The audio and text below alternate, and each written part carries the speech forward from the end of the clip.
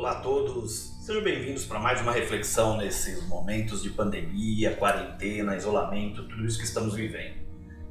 Eu tenho aproveitado esse tempo para umas leituras, para refletir, para pensar um pouco sobre tudo isso, e algumas coisas diante do cenário, diante do que eu tenho lido, me levam a acreditar que dentre os grandes problemas que nós temos na pandemia está a falta de humanismo, a falta de cooperação mútua. Nesses momentos que nós vemos países fechando suas fronteiras físicas, nos cabe perguntar o que vale fechar uma fronteira física diante de um vírus, diante de algo microscópico. E isso tem me inculcado, me feito pensar um pouco sobre as questões importantes em relação ao que é necessário para conter a pandemia. E aí, esses dias eu fui ler um texto do professor Yuval Harari, o autor dos livros Sapiens, Homo Deus e 21 lições, 21 lições para o século XXI. Bom, o professor Yuval, ele é uma das mentes mais brilhantes da atualidade, lido mundialmente.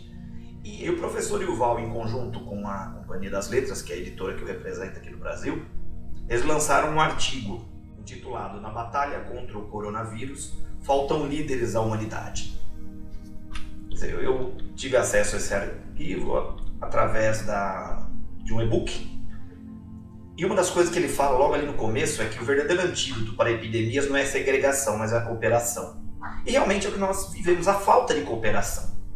Nós entendemos a questão do impacto econômico no nosso país e em outros países, mas nós também entendemos que nesse momento, enquanto cada pessoa fica no seu quadrado, como nós temos lá o Trump nos Estados Unidos, passando a perna em outros países, entre eles o Brasil, para comprar cargas vindas da China, é porque não existe esse espírito de cooperação. Nesse artigo, o Yuval ainda fala da questão do Ebola, quando na época os Estados Unidos tomaram a frente. Por isso que ele fala que esse momento no nosso país carece de líderes, alguém que assuma realmente a liderança para a batalha à questão pandêmica, ao coronavírus. Mas o que nós vemos é o contrário, pessoas que continuam fazendo seus estoques, pessoas que continuam querendo passar a perna uns nos outros, aqueles que superfaturam itens necessários como máscaras, como álcool gel. Ainda bem que o sabão e a água continuam mais ou menos no mesmo preço. Diante disso, nós percebemos uma queda nos valores de combustíveis, e aí eu paro para pensar o quanto nós pagamos a mais, porque se hoje é possível ter uma queda no consumo em momentos que estão vendendo menos, como é que era isso antes? Aí nós vemos a discussão e a mesquinharia dos políticos discutindo o que é melhor para o seu ego, uma grande briga de egos. Essa briga de egos também, infelizmente, se estende para denominações religiosas. Enquanto alguns dizem, olha, façam suas orações e preces em casa, outros líderes religiosos dizem, não, vem para cá. Foi isso que nós vimos no começo. Agora parece que a coisa está ficando mais tranquila. Mas uma frase do Yuval me chamou a atenção. A questão das orações, que as autoridades não vamos fazer umas orações, gente, o poder da oração, o poder da fé, o poder da prece é comprovado. Mas o que ele coloca ali de uma forma até irônica, que de fato, quando uma multidão se junta para rezar, o resultado costuma ser uma infecção em massa. Então nós precisamos realmente entender isso. Agora, outras epidemias fizeram parte da história da humanidade. E parece que nesse tempo de pós-verdade, a ciência, a história, aquilo que foi estudado, aquilo que foi visto, falado, perdeu lugar para aquilo que está no eu acho, eu acredito, em crenças inamovíveis, que não permitem que a ciência realmente cresça. A ciência sai na pós-verdade e crescem as ideologias. A ciência cala e a ideologia fala. Porque se a gente for perceber, o ser humano já descobriu caminhos para resolver outras doenças, mas através da cooperação. Nós vemos aqui no nosso país onde nós vivíamos um tempo de um irracionalismo nacional, destruindo a ciência, destruindo o papel da universidade, o papel dos professores, dos pesquisadores, agora nós vemos que esses seres humanos, esses pesquisadores, esses cientistas estão aí, batalhando. E por outro lado, nós entendemos o quanto o nosso sistema de saúde, o quanto o nosso sistema de pesquisa está falho. Tem pouco investimento. Então, vamos pensar algumas coisas. Em relação à fronteira, a gente não adianta fechar fronteiras. O ir e vir não impede que esse vírus se locomova. Uma pessoa chega na fronteira, espirra para o lado de cá, pega para onde já veio. Veja, né? O que é importante nesse momento? A confiança entre os pesquisadores. E o Yuval coloca que a história indica que a proteção real vem da troca de informação científica confiável e da solidariedade global. Então agora é o que nós precisamos, uma cooperação internacional. Até para a quarentena. Porque nós entendemos, olha, fecha o comércio, mas as pessoas dependem disso. O trabalhador informal precisa trabalhar para poder pôr o pão à sua mesa. Ah, mas temos aí a ajuda dos R$600. Quantos ainda estão em análise? E a fome vem, as contas chegam. Ah, mas você pode negociar. Negociar vai pagar na frente com juros. Será que realmente é esse o caminho? Então nós precisamos retomar aquilo que o ser humano perdeu nesse momento, que é a sua própria humanidade. Nós precisamos entender que nós humanos, hoje, detentores da Terra, desse planeta que está sofrendo e que parece que agora está se regenerando, se reconstruindo, com menos poluição, com mais animais aparecendo, será que o homem não vai aprender que o seu papel predatório no planeta é um dos grandes responsáveis por toda essa destruição do nosso planeta, do nosso ecossistema? Um vírus que tem origem ali nos morcegos, ele se encontrou no corpo humano e o corpo humano deu espaço para que ele se propagasse, se desenvolvesse e sofresse mutações. Mas todo vírus é mutante. E outros vírus mutantes estão aí. E as pesquisas continuam para acompanhar essas mutações, para tentar ficar à frente desse processo. Agora, o que a gente precisa compreender?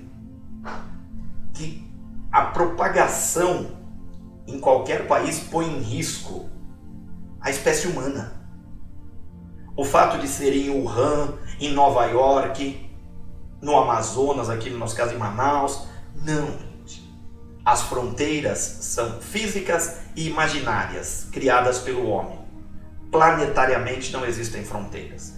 Então, qualquer país, qualquer povo comprometido pela epidemia põe em risco toda a espécie humana.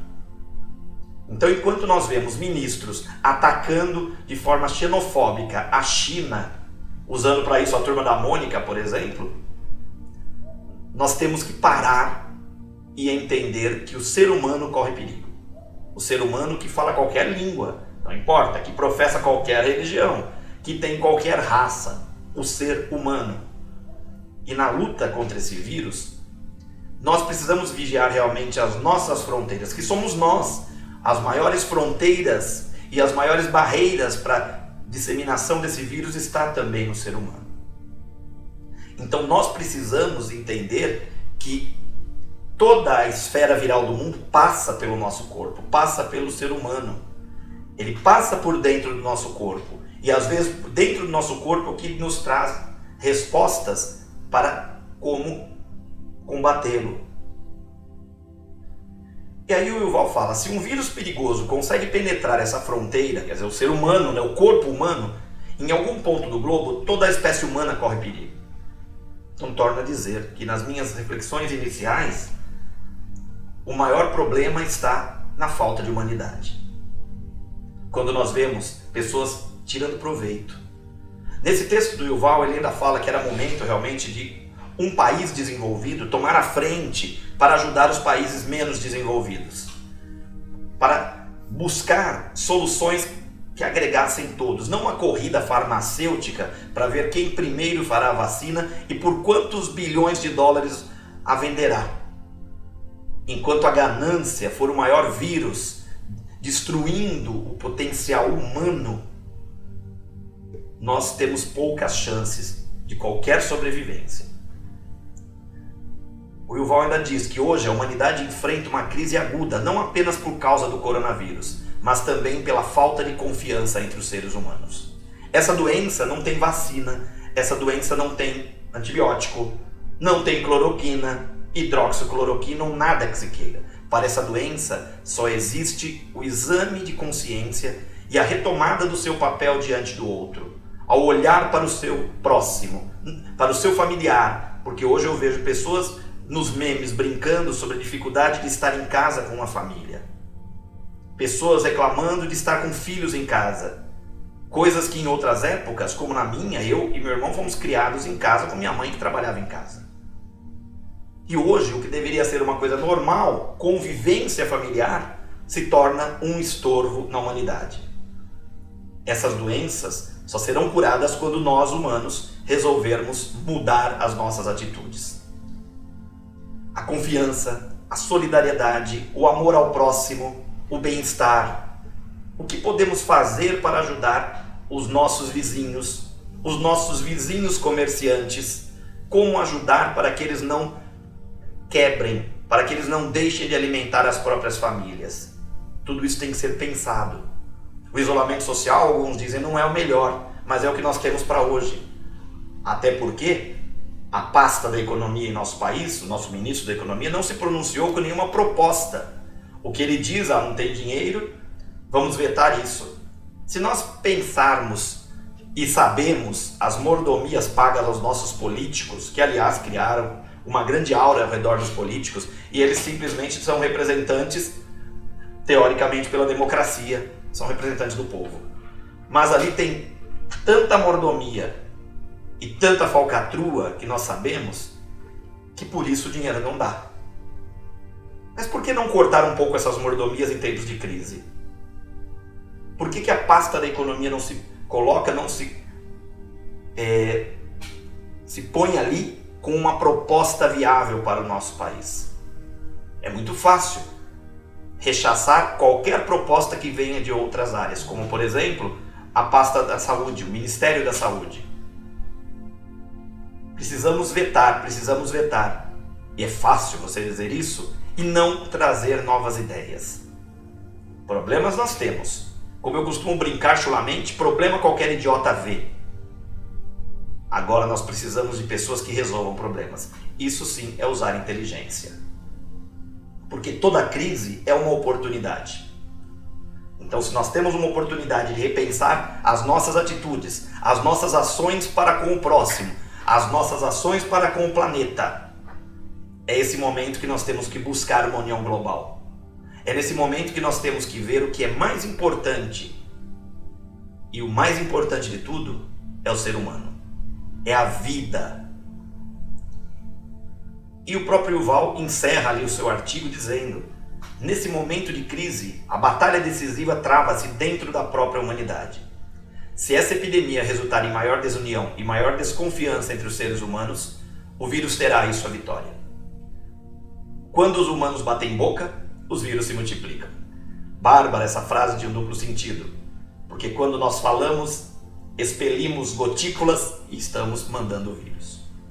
Por outro lado, se a epidemia resultar numa cooperação global mais estreita, triunfaremos não apenas contra o coronavírus, mas contra todos os patógenos futuros.